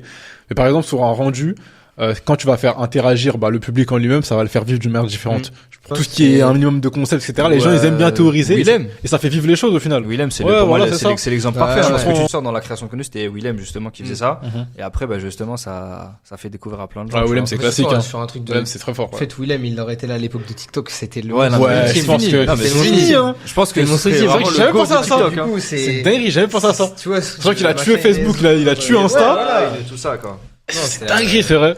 Mais là, finalement, toi, à chaque fin de projet, comment dire ça? Est-ce que c'est le processus que tu kiffes le plus ou c'est le rendu final après t'être tué pendant un processus? Avant, c'est le voyage. Dans la vie, je pense que c'est même comme ça tout le temps. L'important, c'est le voyage. Par contre, il y a deux choses. C'est que c'est très important d'être content de soi. Genre, quand ça arrive, t'es en mode genre, tu regardes les retours, t'es en mode genre, putain. T'es fier. C'est aussi pour ça qu'on fait staff. Tu vois, les backrooms, j'étais en mode genre, après 3 jours de nuit blanche, je regardais les retours, je me dis, je suis pas tué pour rien. Ouais. Mais en fait, il faut très vite oublier ça. C'est que, ok, c'est bien, tu t'es bien branlé, frérot. T'as regardé tous les commentaires, les gens sont trop contents. Par contre, passe tout de suite à autre chose. Là, faut avancer tout de suite. Les gens qui restent avec leur acquis du passé, c'est les gens qui n'avancent pas dans le futur. Et limite, maintenant, on voit un peu que les côtés négatifs. On se dit, putain, là, Si tu vis sur Ça tes va succès d'antan, t'es fini. Ouais, hein. c'est fini. c'est fini. Mais vous avez peur de décevoir des fois le public ou pas du tout? Bah, Parce en fait, oui, parce que tu vois, du coup, on joue jamais sur ce côté, même si on le fait de temps en temps, tu vois, après le bunker, Ouais. on aurait pu faire bunker épisode 2. Les gens avaient kiffé. Et là, on arrive avec les Ouais, zombies. c'est vrai, c'est vrai. On arrive sur autre chose. Après, c'est un tapin, les zombies. Donc Oui, ça oui, va. oui. Mais Ah, ouais, tapine, pas mal, hein. oui, mais dans le sens où zombie, tout le monde kiffe. Oui, bien En sûr, fait, bien sûr, tu bien vois, sûr. limite, si tu le fais mal, ouais, tu peux te prendre un bad buzz. Si tu le fais bien, ça va. Mais ouais, forcément, à chaque projet, on a en mode genre, par exemple, les backrooms, on s'est dit, mais en fait, personne connaît les backrooms. C'est ouf à faire des trucs comme ça. Et au final, on s'est dit, bah attends, c'est peut-être pas bien de ne pas croire en soi et de autant se poser des questions sur ce qu'on fait, mais que juste, viens, on se donne à 100%, on est content de ce qu'on a fait, on est content de ce qu'on a écrit, ça va le faire. Et au final, ça a été, et c'est ce qu'il faut retenir, tu vois. En vrai, pendant que tu travailles, c'est focus vraiment sur le process. Ouais, voilà. Le résultat, on verra ce que ça donne. Toi, tu te donnes à fond et une fois que t'as les retours, après, tu profites quand Puis en même. plus, tu peux pas aller dans un projet où t'es en mode genre, ah, je suis pas sûr. Si t'es pas sûr, bah, tu le fais pas. Ou alors en fait, nous, on a ce truc, et Inox, c'est comme ça, et c'est un moteur pour nous.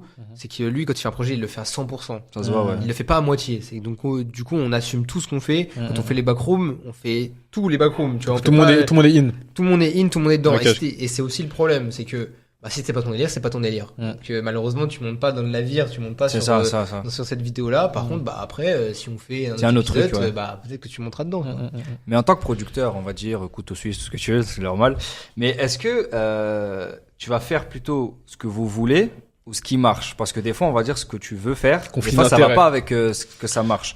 Et je pensais à McFly et Carlito, tu sais, quand ils faisaient à l'époque, avant de leur pause, qui faisaient énormément de vidéos avec beaucoup de prod, des fois à contre-cœur ou pas. Mais du coup, toi, comment tu gères cet aspect-là, justement? Bah, encore une fois, j'ai la chance d'être avec Inox. Inox, il fait que ce qui lui plaît. Ok. C'est que genre, il a pas ce truc de faire pour Le faire, ouais. faire parce que les gens, ils ont envie de voir cet épisode-là. Non, s'il a envie de faire ça, c'est Il parce qu'il fait. a envie de le faire, il le fait, tu vois. Ok. Et c'est aussi une chance parce que t'es au haut niveau. Tu mènes la danse. C'est toi qui choisis où t'emmènes ton public. Ah oui, c'est ça, en fait, les gens te suivent. Après, oui, tu peux avoir des mauvaises directions. Bien sûr. Il y a des gens qui vont pas dans la bonne direction Ok. et souvent, soit ils prennent ils viennent 2 pas en arrière ou soit au contraire, ils arrêtent. Ouais. Mais la plupart du temps, ça se passe bien, tu vois. Mmh. Les transitions, souvent, quand tu regardes, 90% du temps, les gens réussissent parce que, ils ont confiance en eux. Et ils font ce qu'ils ont envie, tu vois, quand Cyprien, même s'il est un peu revenu en arrière, mais quand il a changé d'un peu de gamme, parce qu'il avait envie de le faire, il avait confiance en lui, il l'a fait, ça a plutôt bien marché. Après, bien sûr, les bien sûr. gens grandissent et tout. Ouais. Et ça, c'est un vrai sujet sur le monde de l'influence et des youtubeurs, streamers, etc. C'est les gens qui grandissent.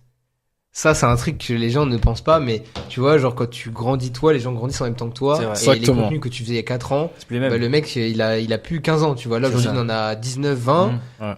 Il a peut-être plus envie de regarder du Fortnite comme avant, tu vois. C'est ça. Là, il a envie d'aller dans le cinéma dans 5 ans.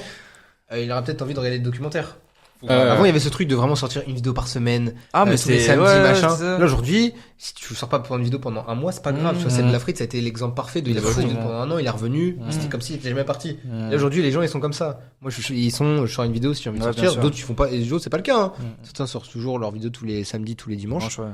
Une question qui me vient en tête, c'est que on te voit maintenant souvent à la caméra. Ouais. Je crois que je t'ai vu là récemment avec Nico. On t'avait avec des vidéos avec Inoxtag. Est-ce que le Mathieu le youtubeur verra le jour ou pas? Non. En vrai, Possible. en fait, moi, maintenant, je commence à être à l'aise devant la caméra. C'est ça, Tu c'est vois, ça. ça va, je commence à m'habituer, etc. Mais je suis beaucoup mieux derrière la caméra. Et moi, j'avoue que la fame et tout, je la vois. Enfin, Ouais, c'est pas la ton- notoriété et tout. Et je me dis, je veux pas cette vie-là. Ouais, Tu vois, en fait, moi, j'aimerais Corda de ouf. j'aimerais les bons côtés Ah, mais sans les mauvais. Tu Impossible. vois, genre en mode d'avoir l'oseille et Oui. tout, sans avoir le côté de t'es connu. Et du coup, Ouais, tu peux ouais. pas marcher dans la rue. Impossible. Et du coup, en fait, je me dis, non, je le fais quand ça m'amuse, tu vois. Mhm. Tu vois, quand il y a Flamby qui m'appelle et qui me dit, bah, je veux faire les chaises musicales, je dis, bah, avec plaisir. Quand Ouais. il me dit, bah, tu veux cadrer, mais par contre, on te voit la vidéo, je me dis, oui, avec plaisir. Bien sûr. Parce que là, je sais que ça me sert, même moi aussi, à titre personnel, et que ce serait con de refuser une opportunité sûr. pareille. Par contre, de là à dire que je vais me lancer sur YouTube et faire des concepts dans 2 semaines, non, tu vois. Ouais. Là, je me suis lancé sur TikTok parce que je kiffe ça, TikTok, et c'est un peu mon truc. Tu vois, ça prend pas Ouais, beaucoup c'est de vite temps, fait, etc. ouais, bien sûr, bien sûr. Il faut être honnête, pardon, ça rapporte de l'oseille, tu vois. C'est vrai. Et je me dis, bon, bah, voilà, c'est une Bien sûr. opportunité que je peux pas refuser. Je fais du stream parce que, bah, le T'as un Twitch nom, ouais. ça m'a toujours fait kiffer. Et je kiffe les jeux vidéo, donc, en fait, je stream ce que je veux. Si C'est un mec utile est à pas l'agréable. content, Ouais. il me pose des questions sur Inox, je dis, frérot, c'est pas la bonne, t'es Ouais, pas la ouais. bonne porte, t'auras rien du tout. En fait, je le fais juste pour moi. C'est pas pour les autres. Ok. Mathieu, youtubeur, créateur de contenu, non. Ah, non, mais c'est- Mais t'aimes très quand à même, l'aise. t'as dit, parce que t'as dit, et ça c'est vrai, on veut tous les bons côtés de la fame, mais pas les mauvais, mais certains, comment on appelle ça, une fame à niveau limité, par exemple, qu'on te reconnaisse dans la rue, qu'on se dise, bah, je kiffe ton travail, Ouais. ça, Ça, t'as c'est déjà vrai, arrivé, Ouais, ça m'arrive précise, un hein. peu de temps en temps. Mhm. Au début, ça faisait bizarre, j'étais pas à l'aise et tout. Ouais. Je prenais des photos, je tremblais presque devant la caméra. Vas-y, tu vois. J'étais pas à l'aise du tout. Et en fait, c'est un jour où j'étais avec mes darons, j'étais au musée du Louvre. J'ai emmené mes darons là-bas. Et en fait, j'ai un mec qui m'a reconnu. Et en fait, j'ai vu dans mes yeux de mes darons, genre un peu de la fierté. Fierté, ouais, ouais. Et je me suis dit, bah vas-y, en fait, c'est bon, tant pis, c'est pas grave, tu vois. Genre, si c'est se faire connaître dans la rue 1 à 2 fois par semaine, Ça va, ouais, oui. ça va, tu vois, C'est c'est cool. pas En fait, grave. c'est dans la limite du raisonnable. Et en fait, ce que j'ai compris, c'est que se faire reconnaître, c'est pas grave. Quand le mec vient te voir et te pose une photo et tout, c'est d'être suivi. Tu vois, j'étais dans un musée où, en fait, je voyais qu'il y avait des gens qui m'ont reconnu de loin, Ouais. mais qui me regardaient, qui me suivaient un peu, mais qui osaient pas venir. Ouais, Et en genre, fait, ça fait peur. Ah, Tu sens une présence. tu sens une présence, mais pas de Ouais. présence. Je me suis retourné, je dis, vas-y les gars, vous voulez prendre une photo ou pas? Alors que j'étais pas à l'aise du tout pour ça, Oui. tu vois. Je dis, ouais, vous voulez prendre une photo, machin, et là, c'est bien passé. Moi, il y a un truc là qui s'est accéléré, c'est, bah là, sur les stories d'Inox, parce que c'est nous qui avons son téléphone, donc Ouais. on met des stories. Mhm. Bah, du coup, c'est, nous, on est dessus, il y a mon visage dessus. Du coup, bah, en fait, quand les stories sont vues par, 1,2 million de personnes, Ouais. bah oui, t'es médiatisé. Du coup, les gens, quand je sors de web, ils disent, ah, mais c'est Mathieu, c'est Mathieu, c'est Mathieu. Oui. Ouais, oui. C'est Ouais, non, Mathieu. mais, ouais, je comprends. Et du coup, moi, il y a ce truc de, les gars, par contre, moi, je suis personne. Vous voulez prendre une photo avec moi, ça Ouais, me ouais, dérange c'est ça, pas du c'est tout. ça. Au contraire, Mm. par contre, me sacralisez pas en mode genre, oh, il est là, Mathieu. C'est ça le problème et tout. aussi, Ouais, genre, moi, justement. je- Ça Mais fait en plus justement- écho à ce que tu disais au début, Ouais, toi, je disais au Tom, tu début. fais pas avec d'autres personnes, donc Ouais, t'as voilà. pas- Ouais, voilà. Mais après, je peux comprendre ce côté. Quand t'es jeune, on va pas faire semblant. Ouais, voilà. C'est tu un peu, vois. voilà. Ouais, quand même. Mais bon, t'as la mais- tranche d'âge. comme t'as dit- Soit jeune, enfin, soit fan, pardon, des bonnes personnes. Ouais. Être fan d'un Après, mec et de la prod. honnêtement, je suis pas d'accord avec ce que je viens de dire. Parce que je parle pas de ça dans le sens où tu dois être fan d'un gars qui fait de la prod, mais pour moi, tu dois être ni fan de ça comme Oui. d'un autre mec. Ouais, ouais, Tu dois non, être fan- ouais, Après, t'as tu raison. peux, il y a des parcours qui sont admirables, on va pas faire Ouais, semblant. ouais, Tu non, prends un ouais, Kobe t'as Bryant dans le basket. Tu Mm. peux admirer un parcours comme ça, un LeBron James, un Cristiano Ronaldo, peu importe, tu vois. Après, Lionel Messi, pardon, je me suis trompé. T'es un ouf, toi. Je serais plus jamais comme ça. Mais pour moi, c'est que tu dois plus admirer leurs qualités, leurs actions à la limite. Mais idolâtrer n'importe qui, quoi que ce soit. Idolâtrer, donc c'est pas bon. Quand tu idolâtres, même quand tu idéalises ce que tu disais, c'est que dans ta tête, c'est impossible de faire ce que lui il fait. Ouais. Je pense même, tu sais, quand les gens ils te voient ou peu importe, tu vois quelqu'un, tu sais, ils osent pas parce que justement, ils disent, c'est dans son monde, faut qu'on laisse, etc. Mais c'est pour ça que j'essaie de casser toute la barrière. Ouais. Je pas me poser des questions. Je demande les gars, si vous voulez Tranquille. poser une question, ouais, non, me mais poser une t'as question. raison. Je peux rester avec toi 15 minutes s'il faut. Moi, j'ai le temps. Il y a pas de galère, quoi. Et j'essaie de le faire avec le maximum de personnes. Mais souvent, en fait, c'est des gens qui sont très jeunes, qui ont genre 10, 11 ans. ouais. Et en fait, Oui, c'est leur période, quoi. Ouais, c'est leur période. Tu vas pas refaire l'éducation en 2 minutes, quoi. Tranquille. Elle est tétanisée, en fait, elle ose pas te poser des questions. C'est ça. Bon, bah, frérot, bonne journée.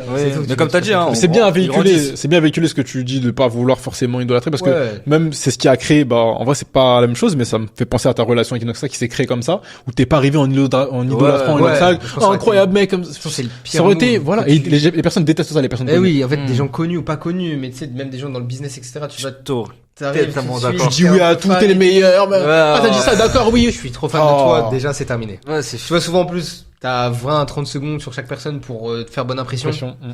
Si t'arrives et comme ça, tu chies dans la colle direct, bah, désolé, mais. Ouais, ok. Et justement, pour ces jeunes-là, ce serait quoi ton meilleur conseil par rapport à ton parcours en général? Bah, en vrai, vu de l'endroit où je viens, même si je viens pas d'un milieu défavorisé, ouais, etc., j'ai pas non plus connu une enfance hyper difficile, mais j'ai jamais lâché. J'ai toujours cru en moi, cru en mes rêves et tout, et je pense que c'est la mentale qu'il faut avoir. Pour moi, en fait, rien ne m'était impossible, dans le sens où je me suis toujours dit, mec, tu vas réussir dans la vie, quoi qu'il arrive, tu vas réussir. Et en fait, en me persuadant que j'allais réussir dans la vie, je pense que je vais dans la bonne direction pour réussir dans ma vie, parce que je me suis auto-persuadé de ça. Et en vrai, ce que je dis aux gens, c'est de croire en ses rêves, c'est trop important. Je m'étais pas trop autorisé le droit de rêver quand j'étais plus jeune, à me dire, ouais, je vais voyager, faire ça. Ça a été je me suis rendu compte que c'était presque dommageable pour ma vie. Aujourd'hui, je me dis, mais en fait, rêver du milliard pour choper le million, tu vois, c'est ce truc de. Mais important, même si tu le diras pas naturellement, tu l'as matérialisé aussi par le travail. Oui, à part t'as cru en toi, mais t'as bossé, t'as fait sacrifice, t'as fait ces 9h, 23h. Il y a une phrase d'Hippo, un manga de boxe, qui parle de ça, de toutes les personnes qui ont réussi ont travaillé dur. C'est exact. Il y a pas toutes les personnes qui ont travaillé dur qui vont réussir. Coach Kamogawa, précisément, les amis. Précisons. Voilà, tu vois. Et le cas. C'est une phrase qui est vraie, c'est que les gens qui ont réussi dans la vie, c'est pas tout le temps le cas non plus. Il y a des expressions, mais on travaille dur dans la vie, tu vois. Et si tu veux te donner les moyens de réussir, faut que ça passe par des sacrifices, quels qu'ils soient, que ce soit des sacrifices de temps, des sacrifices financiers ou autres, mais faut s'arracher dans la vie. La vie, on en a qu'une et incroyable. Ce sera important. On t'a pas posé la question, mais très importante. C'est quoi tes inspirations, toi, au quotidien? Même pas forcément que dans ce métier, mais tu vois ce que je veux dire, quelque chose qui t'alimente. Même pour être créatif. Après, moi, là, on voit pas, mais j'ai les bras full manga. Moi, c'est dans c'est animé. Manga. Incroyable. Et en fait, là, j'en ai c'est manga, c'est bon. Genre là, j'ai Naruto, Sasuke. Moi, incroyable. Naruto, j'en ai plein. En fait, là, j'ai Hippo, là, j'ai Gojo. Celle-là, en plus, c'est qu'elle est incroyable. Celle que t'as de Takamura, celle-là, non? Quand il se fait pousser par animé. Ce truc de Naruto, tu vois, ce truc de croire en ses rêves, jamais lâcher, machin. Esprit shonen. Ça va avec Inox. Ouais, voilà, c'est ça. Moi, c'est ce truc de. Je me suis toujours dit, c'est magnifique. Bon, on va terminer avec l'instant promo. Ouais, nickel. On termine très rapidement. 30 secondes. Si tu peux un peu partager toi les réseaux sur lesquels on peut te retrouver déjà, tes projets actuels, tes projets futurs, ce qui arrive et let's go. Est-ce que ça va être une catastrophe parce que je crois que j'ai rien. Bon, je crois que c'est Mathieu Séquilé sur Insta. Ça suffit. Ça suffit. Je crois que c'est Mathieu C sur TikTok. Ouais. Ça c'est la catastrophe. Mais ouais, je crois que c'est ça. Après, suivez les projets d'Inox, en vrai, quand il y a des projets d'Inox, je suis derrière, quel qu'il soit, à la prod, comme à l'écriture haute, donc suivez les projets d'Inox et let's go. Et bientôt l'Everest. Ça nous va. Merci mon frère, en tout cas. À vous les gars, c'était un plaisir. J'ai kiffé de même, plaisir. Merci, moi aussi, moi j'ai appris beaucoup de choses. De toute façon, là, on va parler de manga, juste en off, là. Bon, je conclue. Merci en tout cas d'avoir visionné cet épisode. C'était la cible pour un nouvel épisode des Figures de l'ombre. Prenez soin de vous, likez, partagez, abonnez-vous. Peace. Let's go.